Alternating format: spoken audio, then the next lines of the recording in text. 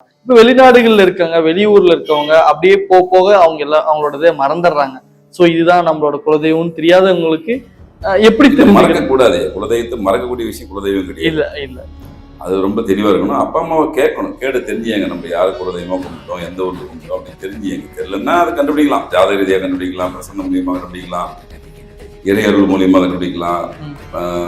நிறைய வழிமுறைகளுக்கு கண்டுபிடிக்கிறது. கொஞ்சம் ரிஸ்க்னா அதுக்கான பிராப்தமும் உங்களுக்கு இருக்கணும். எல்லாருக்கும் எல்லாம் இங்க அமைஞ்சிடாது. நிச்சயமா.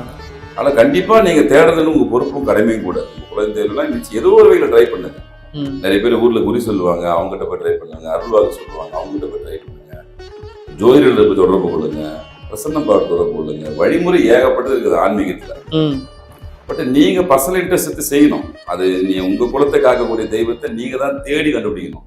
ஒரே நாள்ல ஒரு ஜோதிடரை பார்த்து குலதெய்வத்தை கண்டுபிடிச்சிரு அப்படின்னு சொன்னா அதெல்லாம் சாத்தியம் கிடையாது. கண்டுபிடிக்க முடியுமானா முடியும், அது ஒரே நாள்ல சாத்தியம் கிடையாது. குலதெய்வம்ன்றது ரொம்ப ரொம்ப முக்கியம். ஒரு 1-10 முறை முயற்சி பண்ணுங்க. யாரெல்லாம் தெரிஞ்சு கொடுங்க அவங்ககிட்ட கன்சல்ட் பண்ணுங்க, பாருங்க. தெரியாதவங்களுக்கு